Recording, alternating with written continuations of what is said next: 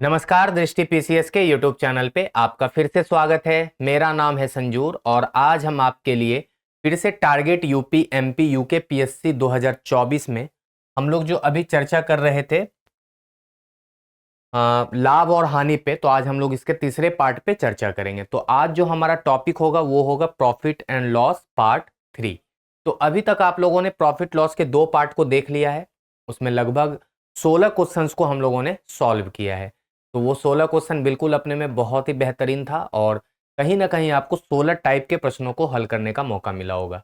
तो आप जाहिर सी बात है पीडीएफ डाउनलोड कर लिए होंगे और क्वेश्चंस को सॉल्व भी कर रहे होंगे और प्रैक्टिस भी कर रहे होंगे साथ के साथ।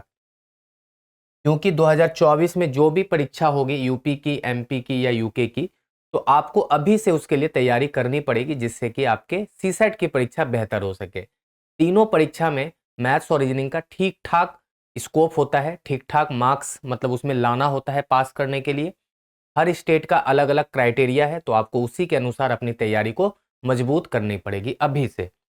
तो हम लोग बिना देरी के सीधे लाभ और हानि के क्वेश्चंस पे आएंगे, जिसके कि हम लोग पार्ट 3 पे आज चर्चा करेंगे। दो पार्ट में आप लोगों ने कॉन्सेप्ट के साथ साथ कुछ क्वेश्चंस को भी हल करना सीखा होगा। पहले पार्ट में हम लोग थोड़ा कॉन्सेप्ट पे भी चर्चा किए थे कि लाभ हानि क्या होता है, लाभ हानि में हम लोग कौन कौन से फॉर्मूला को यूज करते हैं, और अगर फॉर्मूला यूज नहीं करते हैं तो उसको हम कैसे बिना फॉर्मूला के जल्दी से जल्दी और बेहतर तरीके से बना सके। तो तीसरे पार्ट में हम लोग सीधे अच्छे अच्छे क्वेश्चंस पे चर्चा करेंगे। आज का पहला जो क्वेश्चन है आप उसको देखिए कि एक दुकानदार ने 15 मोबाइल 25% के लाभ पर और 10 मोबाइल 15% के लाभ पर बेचे। यदि उसने सभी 25 मोबाइल 20% लाभ पर बेचे होते तो उसका लाभ 4000 कम हो जाता। तो प्रत्येक मोबाइल का लागत मूल्य ज्ञात करें। अब देखिए, इस क्वेश्चन को पहले आप सबसे पहले समझने की कोशिश कीजिए कि कोई दुकानदार है, वो पहले 15 मोबाइल को 25% के लाभ पर बेच दिया। उसके बाद उसके पास जो 10 मोबाइल बचा ना, उसको 15% के लाभ पर बेचा है।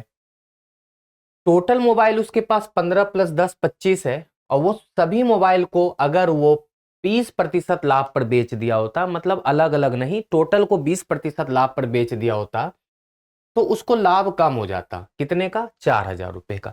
मतलब जाहिर सी बात है कि पहले जो कंडीशन में जो मोबाइल बेचा जा रहा है अलग अलग 15 और 10 को अलग अलग लाभ प्रतिशत पे, तो उसमें कहीं ना कहीं दुकानदार को फायदा था 4000 रुपए का। बाद में उसने सोचा इतना झंझट क्या पालना, एक ही बार में मोबाइल को बेच के मतलब फ्री हो जाते हैं। तो उसने क्या किया कि 25 मोबाइल को 20% के कंप्लीट लाभ पे बेच दिया। तो उससे दुकानदार यह ज्ञात करता है कि हमको 4000 रुपए का नुकसान हो रहा है, मतलब लाभ कम मिल रहा है। लाभ तो हो ही रहा है, लेकिन पहले की अपेक्षा दूसरे की अपेक्षा में लाभ में 4000 रुपए की कमी देखी जाती है। तो कहा जा रहा है कि प्रत्येक मोबाइल का लागत मूल्य ज्ञात करें। लागत मूल्य का मतलब क्रय मूल्य, जिस मूल्य पे दुकानदार मोबाइल को खरीद कर लाया था। तो आप ऐसे सोचिए कि माना एक मोबाइल का जो लागत मूल्य है ना, वो 100 रुपए मान लेते हैं। अभी एक मोबाइल का लागत मूल्य 100 रुपये ही रहा होगा, आप ऐसा सोच लें, उससे कोई फर्क नहीं पड़ेगा। अब आप देखें कि 15 मोबाइल को वो बेचा है 25% के लाभ पर, तो आप ये सोचिए कि 15 मोबाइल को वो खरीद के कितने पे लाया होगा। अगर एक मोबाइल 100 रुपये में खरीदा है तो जाहिर सी बात है 15 मोबाइल का लागत मूल्य कितना होगा? 1500। तो हम कहेंगे कि 15 मोबाइल का सेलिंग प्राइस कितना हो जाएगा? 1500 में खरीद के लाया, इतना तो आप समझ पा रहे हैं ना डायरेक्ट, कि 15 को 100 से गुना कर दिए और बेचा है 25% के लाभ पे। मतलब हम क्या बताए थे कि अपने मूल्य का 125% पे बेचना अगर लाभ है तो 125 बटे 100। जब इसको आप सॉल्व करेंगे तो देखिए 15 गुना 5 75 7, 15 गुना 2 30 7 37 3, 15 का 15 3 18। मतलब दुकानदार 1500 के मूल्य को 1875 पे बेचा है। मतलब 15 मोबाइल को उसने 1875 पे बेच दिया। फिर 10 मोबाइल का जो विक्रय मूल्य है ना, वो कितना हो जाएगा? देखिए, अब 10 मोबाइल को खरीदा होगा वो प्रत्येक 100 रुपए की दर से, तो 1000 में खरीदा और उसको बेचा कितने में? 15% के लाभ पे, मतलब 115% निकाल दीजिए। तो हम देख पा रहे कितना हो जाएगा? 1150। तो उसको कुल 25 मोबाइल का विक्रय मूल्य कितना हो गया? अगर इस दोनों को हम लोग जोड़ दें तो 1875 में 1150 को जोड़ दीजिए तो देखिए कितना हो जाएगा, 5 7 5 12 है ना, फिर 8 1 9 1 10 और 2 1 3, 3025 रुपये में उसने बेचा है, अगर अलग अलग बेचने की बात हुई हो तो। लेकिन दुकानदार सोचा इतना झंझट नहीं पालना, सीधे 25 मोबाइल को उठाया और 20% के लाभ पे बेच दिया। तो हम कहेंगे 25 मोबाइल का सेलिंग प्राइस 2 कह लीजिए, इसको सेलिंग प्राइस 1 कह लीजिए। तो 25 मोबाइल है तो 2500 में खरीदा और 20% के कंप्लीट लाभ पे बेचा है तो 120/100। तो ये देख रहे हैं कितना हो जा रहा है, 3000 रुपए के बराबर। ठीक है, जब इसको आप सॉल्व करेंगे तो ये 3000 के बराबर हो जाएगा। आप देख लीजिए अच्छे से। अब एक चीज देख पा रहे हैं यहाँ पे, पहले अगर बेच रहा था तो उसको 3025 रुपये आ रहा था, बाद में बेचने पर उसको 3000 रुपये आ रहा है। इसका कहीं ना कहीं मतलब है कि दुकानदार को 25 रुपये कम मिल रहे हैं। पहले और दूसरे कंडीशन को देखा जाए इंडिविजुअल अलग अलग। एक्चुअल में 25 रुपये जो कम मिल रहे हैं ना, वही कहीं ना कहीं 4000 रुपये के बराबर है। यही हुआ ना, यही जो 25 रुपये है ना वो 4000 के बराबर है। तो एक यूनिट का मान हो जाएगा 4000/25। हमसे पूछा गया है कि एक मोबाइल का क्रय मूल्य निकालना है, तो एक मोबाइल का क्रय मूल्य आपने 100 रुपये माना था, तो 100 यूनिट का मान आपको निकालना पड़ेगा यहाँ पे। तो 4000/25 गुना 100 बहुत आसानी से सॉल्व हो जाएगा। 25 गुना 4 100 और 4000 गुना 4 मतलब 16000। मतलब एक मोबाइल का जो क्रय मूल्य है या लागत मूल्य जो है वो है 16000 रुपये। मतलब दुकानदार एक मोबाइल को 16000 रुपये में खरीद कर लाया था और ऐसे ऐसे कंडीशन पे उसने बेचा है। तो बहुत आसानी से आपने बता दिया। अगर क्वेश्चन में आपसे ये भी पूछता कि पहले वाले कंडीशन में उसको मोबाइल पे कितने पे बेचा था, 16000 का 25% निकालेंगे मतलब 125%। दूसरे कंडीशन में 16000 का 115% और तीसरे कंडीशन की बात करें तो 16000 का 120%। तो आप हर तरीके से तैयार रहिएगा कि एग्जामिनर आपसे क्या पूछ रहा है। एक कंपनी अंकित मूल्य पर 25% का छूट देती है और 20% का लाभ कमाती है। बाद में लागत मूल्य में 15% की वृद्धि के कारण और अंकित मूल्य में 30% की वृद्धि होती है। यदि छूट प्रतिशत पहले जैसा ही है तो नया लाभ प्रतिशत लगभग में ज्ञात करें। मतलब लगभग का मतलब है कि डेसिमल वगैरह में मान आएगा तो आप उसको लमसम के फिगर में सोच के बताएंगे। तो एक कंपनी है अंकित मूल्य पर 25% का छूट ऑफर करती है, ठीक है, और 20% का लाभ भी कमा लेती है। ठीक, बाद में लागत मूल्य में 15% की वृद्धि के कारण, मतलब वो जो कॉस्ट प्राइस है ना उसमें 15% की वृद्धि हो गई, किसी रीजन से महंगाई बढ़ गई होगी, जैसे टमाटर की कीमत में वृद्धि हो गई है, और अंकित के मूल्य में 30% की वृद्धि हो जाती है। और वो क्या करता है कि अपने जो मार्क प्राइस को है ना उसको भी 30% बढ़ा देता है। जाहिर सी बात है, जब आप खरीद के ज्यादा में लाएंगे तो जाहिर सी बात है आप बेचेंगे भी ज्यादा में, और बेचेंगे तो अंकित भी ज्यादा करेंगे, क्योंकि डिस्काउंट आपको देना ही देना है। बाद में कह रहा है कि डिस्काउंट आप पहले ही जैसा दे रहे हैं, मतलब 25% का ही छूट दे रहे हैं। यही हुआ ना इसका मतलब, पहले जैसे का मतलब 25% का छूट दे रहे हैं। तो कह रहा है कि अब लाभ प्रतिशत क्या होगा। तो देखिए, अगर हम पहले अंकित मूल्य की बात करें, मार्क प्राइस 1 जो शुरू में रहा होगा वो 100 रुपये ही रहा होगा, ऐसे सोच सकते हैं, कोई दिक्कत नहीं है ना। और 20% का लाभ कमाती है तो और 25 पहले ये देखिए 25% का छूट देती है, तो सेलिंग प्राइस 1 क्या हो जाएगा जब दुकानदार बेच रहा होगा, तो 100 का 75% पे उसने बेचा है, मतलब केवल और केवल 75 रुपए में बेच रहा था वो। उसके बाद भी वो 20% का लाभ कमा रहा था, मतलब कॉस्ट प्राइस 1 क्या था कि 75 जो है वो कहीं ना कहीं 120% के बराबर है ना, गुना 100। जब इसको सॉल्व करेंगे 25 गुना 4, या 25 से नहीं कटाइए, 20 से कटाइए, 20 पंचे 100, ठीक है, 20 छके 120, फिर 3 से 2, 3 से 25, तो 25 गुना 5 125/2 मतलब 62.5। मतलब दुकानदार 62.5 रुपए में खरीद कर लाया था किसको, वस्तु को, बेचा 75 में, अंकित करता था 100 रुपए। यहां तक आपने कर लिया काम। बाद में लागत मूल्य में 15% की वृद्धि हो जाती है। लागत मूल्य का मतलब कॉस्ट प्राइस में, तो कॉस्ट प्राइस 2 अब लिख दीजिए। 62.5 में 115% निकालना पड़ेगा, तो 62.5 का 115% निकालेंगे तो कितना हो जाएगा, चलिए निकाल लेते हैं फटाफट। 125 गुना 115 कर लेंगे, 5 गुना 5, 5 दूना 10, 2 12, 6 पंचे 30, 1 31, 5 2 6 और फिर यहाँ पे भी 5 2 6। सॉल्व करेंगे तो देखिए 5 5 2 7 5 2 7 1 8 6 3 9 2 11 और 7। तो ये कितना हो जाएगा देखिए 71.875 है ना।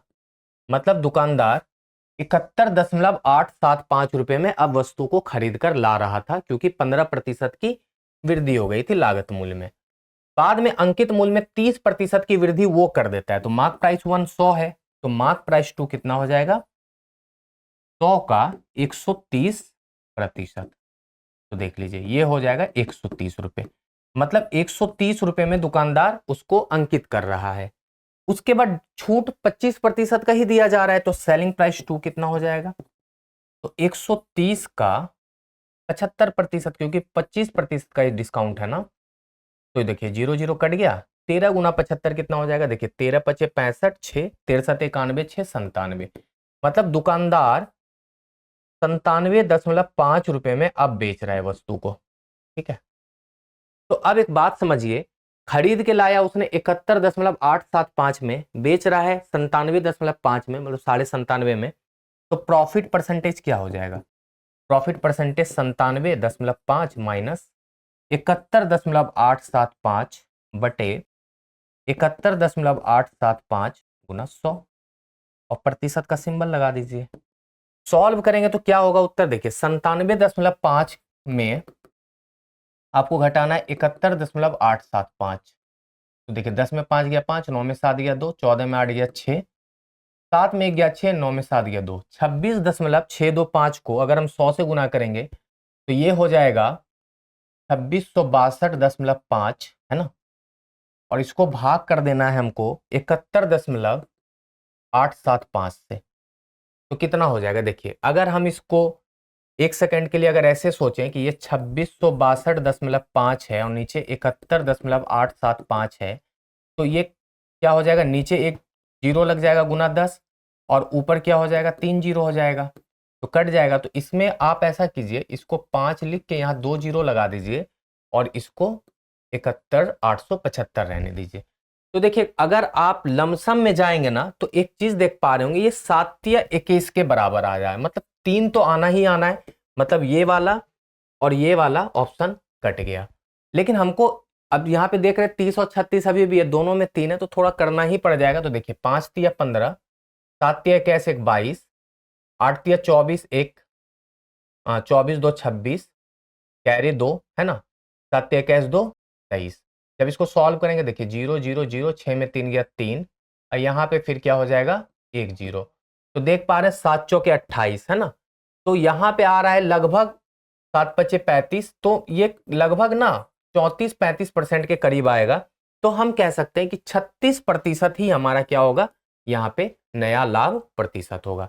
तो इसको जब हम सॉल्व करेंगे तो लगभग 36 के करीब होगा। आप इसको दोबारा कर लीजिएगा कैलकुलेटर पे, हालांकि कैलकुलेटर यूज नहीं करना है, बट आप इसको देख लीजिएगा करके कि ये कितना प्रतिशत आ रहा है। तो मेरा सही आंसर है 36%। तो बड़ा बेहतरीन क्वेश्चन था, बस कैलकुलेशन आप चेक कर लीजिएगा।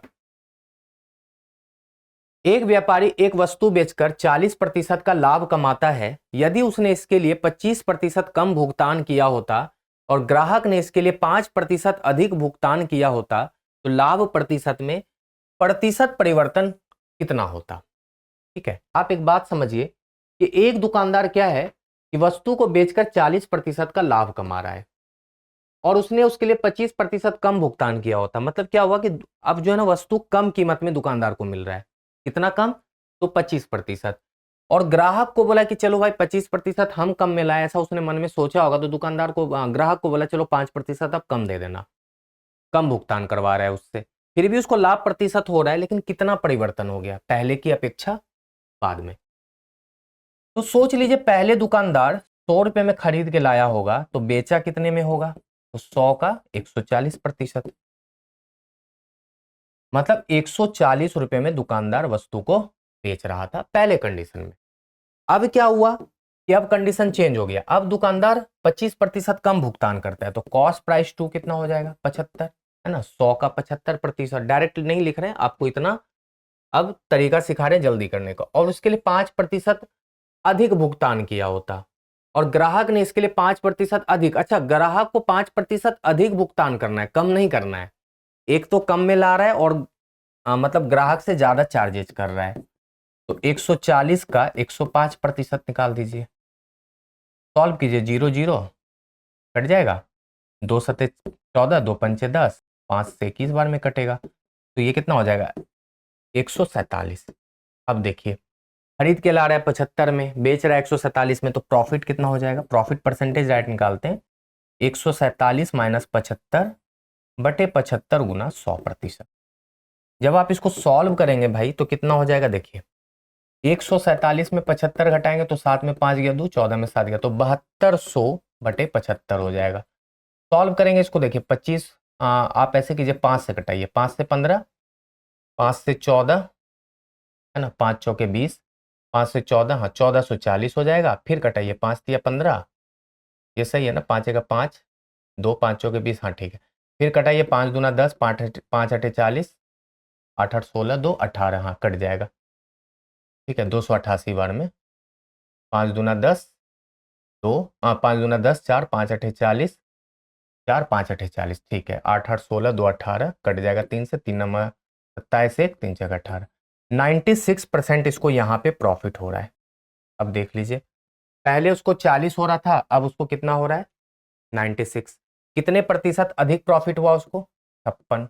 कितने में, पहले क्या था 40 गुना 100, तो प्रतिशत यही तो चेंज हो गया ना, 4 से कितना बार में कटेगा 14, मतलब ये 140%, मतलब प्रतिशत परिवर्तन जो है प्रॉफिट में कितना है 140%। कि पहले उसको 40% होता था, बाद में 96% हो रहा है, तो दोनों के बीच का डिफरेंस रिस्पेक्ट क्या रहेगा इसका 40% का। तो बहुत आसानी से ये निकल गया कि मतलब मेरा 140% एक्स्ट्रा उसको अभी भी लाभ मिल रहा है। पीयूष के पास 36 कलम है, वह उनमें से एक्स कलम को 20% के लाभ पर और शेष कलम को 10% के हानि पे बेचता है, उसे संपूर्ण वस्तुओं पर 15% का लाभ होता है, तो एक्स का मान ज्ञात कीजिए। अब देखिए बहुत ही बेहतरीन क्वेश्चन है, इसको आप लेंदी मेथड से नहीं बनाएंगे, इसको हम लोग एलिगेशन मेथड से बनाएंगे। लेकिन एलिगेशन में भी बहुत बच्चे से गलती ये हो जाती है अमूमन, जो हम लोग अभी नहीं करेंगे। एक्स कलम को तो यहाँ पे लिखेंगे, मान लीजिए पार्ट 1 लिख देते हैं पहला कलम को, और यहाँ लिखेंगे पार्ट 2 जिसको लॉस पे बेचा जाता है। 20% के लाभ पर बेचने का मतलब हमेशा याद रखिएगा +20 लिखिएगा, माइनस मत लिखिएगा, या कुछ भी ऐसा, मतलब 20 लिखना है लेकिन प्लस माइनस का सिंबल याद रखना है। प्लस में तो खैर लिखते नहीं है, लेकिन दूसरी बात ध्यान रखना है कि 10% हानि पे बेचने का मतलब यहाँ -10 जरूर कीजिएगा, सिर्फ 10 मत लिखिएगा ना तो गलती हो जाएगा। इस बात का ध्यान रखिएगा बहुत ही बारीकी से। और ओवरऑल उसको 15% का लाभ होता है, मतलब +15 लिखिएगा यहाँ पे। अब इसको सॉल्व करेंगे तो एक फिगर छोटा एक फिगर बड़ा होता है, बीच वाला याद है ना। तो यहां देखेंगे 20 माइनस 15 हो जाता है, मतलब 5। और यहां क्या देखेंगे कि ये बड़ा है 15 माइनस और -10 होगा ना, ये चीज बस गलती मत कीजिएगा 25। तो पेन बेचने का जो रेशियो है वो क्या है 25 और 5, मतलब 5:1। मतलब पेन जो है वो 5:1 के कीमत मतलब अनुपात में बेचा था। तो लाभ पे मतलब 5 पेन बेच रहा है तो हानि पे 1, टोटल पेन है 36। तो 36 पेन जो बेचा है वो 5 + 1 के अनुपात में। पूछा किसका है एक्स का मान, तो एक्स क्या है लाभ पे बेचने वाला कलम, मतलब 5 यूनिट का मान। तो यहां देखेंगे 6 गुना 6 36 पन, मतलब 30 कलम वो लाभ पे बेचा, इसलिए एक्स का मान यहाँ पे क्या हो जाएगा 30 हो जाएगा। तो मेरा सही जवाब है 30, ठीक है। और अगर पूछा जाता कि हानि पे कितने कलम को बेचा गया तो 6 कलम। एक वस्तु की कीमत 800 रुपए है और अंकित मूल्य 1200 रुपए अंकित है। विक्रेता के लिए लाभ प्रतिशत ज्ञात कीजिए यदि वह बेचता है और अंकित मूल्य पर 20% की छूट देता है। थोड़ा आसान क्वेश्चन कह सकते हैं। कॉस्ट प्राइस है यहाँ पे वस्तु का 800 रुपए, मार्क प्राइस है 1200 रुपए, डिस्काउंट जो है वो है 20%। अब आपसे क्या पूछा जा रहा है कि वो बेचता है, तो सेलिंग प्राइस क्या हो जाएगा यहाँ डिस्काउंट के बाद 1200 का 20% डिस्काउंट देने का मतलब मूल्य का 80% लेना, मतलब 960। अब देखिए 800 में खरीदा, 960 में बेचा, तो लाभ कितना हो जाएगा, 960 माइनस 800 मतलब 160 रुपया। तो लाभ प्रतिशत बहुत आसानी से आप निकाल लेंगे, लाभ बटे क्रय मूल्य मतलब 800 गुना 100%। जब इसको सॉल्व करेंगे तो ये आराम आराम से कट जाएगा 20 बार में, तो 20% ही क्या होगा, लाभ होगा। तो हम कह सकते हैं कि 20% यहाँ पे सही जवाब है। ठीक है, बढ़िया क्वेश्चन था। एक सूट को 2100 में बेचने के बाद एक दुकानदार को 16% की हानि होती है। यदि वह 8% की छूट देने के बाद 15% का लाभ कमाना चाहता है तो अंकित मूल्य कितना रखना होगा उसको। अब देखिए एक सूट है, उसको बेचा है कितने में, 2100 में, उसको हानि कितनी हो गई, लॉस 16% का। तो हम आराम आराम से यहाँ पे क्रय मूल्य नहीं बता देंगे।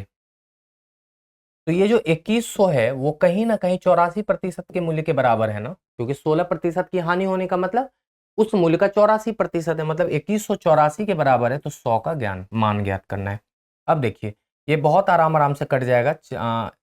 इसको देखिए क्या करेंगे, 84 से कटाएंगे 4 से 21, और 4 से इसको कटाएंगे, 4 पंचे 20, 4 दूना 8, 2 4 पंचे 20, तो ये कट जाएगा मुझे लगता है 21 से पूरा बार में, 21 दूना 42, 10, हाँ 21 दूना 42, 25 बार में ये कट जाएगा। ठीक है, तो कहेंगे कि 2500 रुपये ही क्या है, क्रय मूल्य है किसका, छूट का।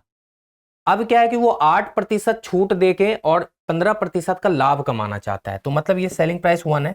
अगर उसको लाभ कमाना होगा तो सेलिंग प्राइस क्या हो जाएगा, 2500 का 115%, क्योंकि लाभ 15% चाहिए। सॉल्व कीजिए,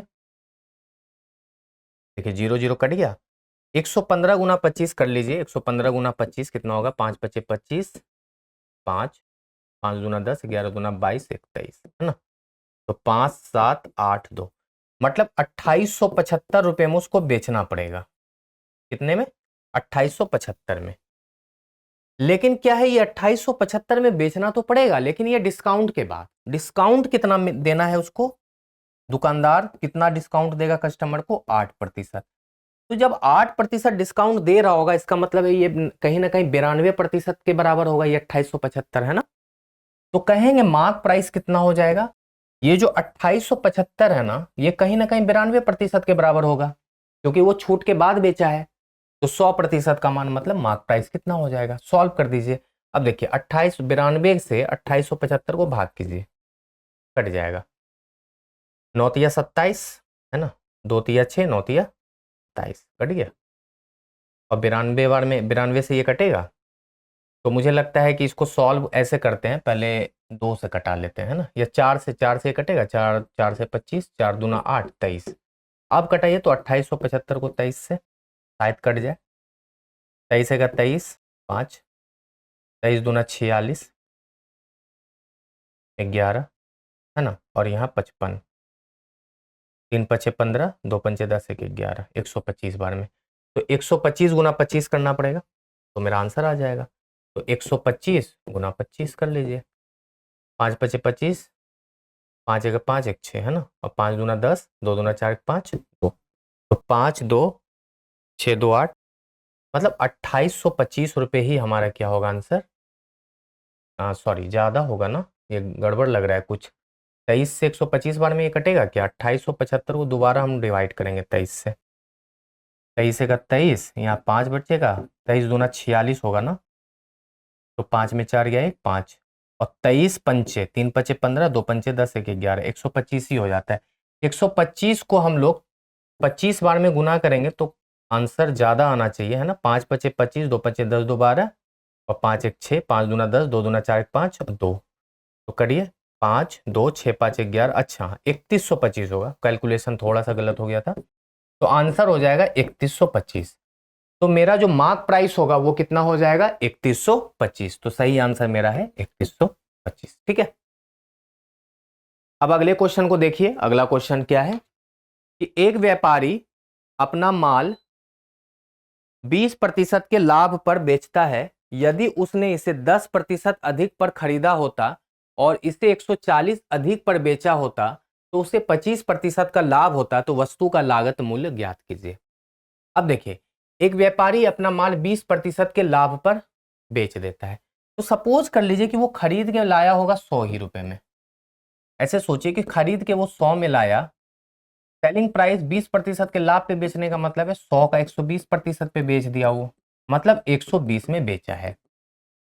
अब उसे इसने 10% अधिक पे खरीदा होता, तो कहने का मतलब है कॉस्ट प्राइस टू कितना हो जाएगा, 100 का 110%, मतलब 110 में खरीदा और 140 अधिक पर बेचा होता, तो उसे 25% का लाभ होता। तो सेलिंग प्राइस टू कितना हो जाता, 110 का 125%, क्योंकि अब 125% लाभ हो रहा है। तो इसको कटाएंगे तो देखिए 0 0 कट जाएगा, 11 गुना 5 55, 11 दूना 22, 5 27, 2 11 11 2 13, मतलब 137.5 पे उसने अगर बेचा होता, तो उसको 140 अधिक मतलब मिलता है ना। 140 अधिक मिलने का मतलब कि पहले वो 120 पे बेच रहा है, बाद में 137.5 पे बेच रहा है। तो दोनों के बीच का जो डिफरेंस है ना, वही कहीं ना कहीं 140 के बराबर है। लागत मूल्य पूछ रहा है, लागत मूल्य 100 है, तो 100 यूनिट का मान निकाल दीजिए। तो 140 बटे 17.5 गुना 100, सॉल्व कर लीजिए। तो 0 हो जाएगा यहाँ, 25 चौके 40, 25 से ये कितने बार में कट जाएगा, शायद 25 चौके 100 और 25 सत्ते 7 बार में ना, 7 दूना 14, हाँ 7 से 20 बार में कट जाएगा। तो 40 गुना 20 कितना हो जाएगा, 800 रुपये। मतलब दुकानदार जो है ना, वो 800 रुपये में वस्तु को खरीद कर लाया था और बाद में उसने जो भी ऑपरेशन किया उसके बाद आपको उत्तर 800 रुपये आ जाता है। अंतिम क्वेश्चन है कि एक व्यापारी को 45 सेब 40 रुपए में बेचने पर 20% का नुकसान होता है, मतलब हानि होती है।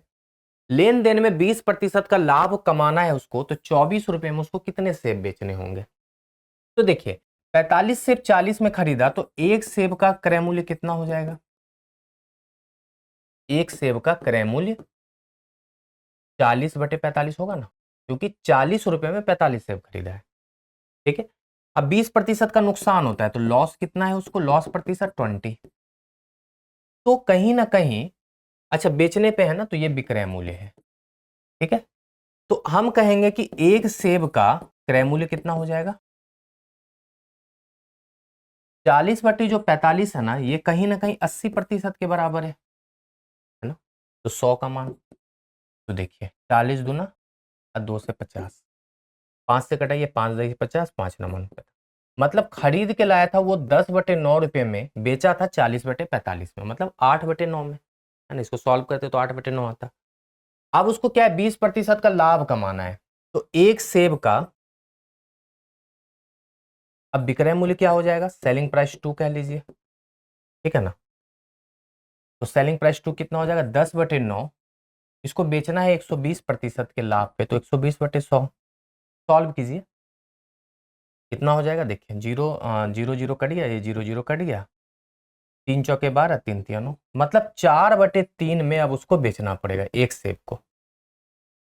अब चाहिए 24 रुपए में उसको कितने सेब बेचना है, तो 24 रुपए में कितने सेब बेचेगा, 24 में सेब की संख्या कितनी हो जाएगी, 24 बटे 4, 3 ऊपर चला जाएगा, तो 4 6 24, मतलब 18 सेब उसको 24 रुपए में बेचना। तो मेरा सही जवाब है 18, कि 18 सेब उसको 24 रुपए में बेचने पे दुकानदार को 20% का लाभ मिल जाएगा, क्योंकि पहले वो 45 से 40 रुपए में बेच दिया था, तो उसको हानि हो गई थी कितने की, 20% की। तो इस तरह आज हम लोग प्रॉफिट लॉस को पूरा खत्म कर लिए और आप आराम से प्रैक्टिस कीजिए घर पे, प्रॉफिट लॉस के सारे क्वेश्चंस को बनाइए। अब आपको संभवतः डाउट नहीं होना चाहिए, कुछ क्वेश्चन में हो सकता है डाउट, तो फिर हम लोग अगर सारा चैप्टर खत्म हो जाता है तो समय बचा तो फिर से हम लोग प्रॉफिट लॉस पे कुछ क्वेश्चंस कर लेंगे अच्छे अच्छे। तो जब तक आप लोग प्रैक्टिस करते रहिए और हमें कमेंट में जरूर बताइए कि आपको वीडियो कैसा लगा।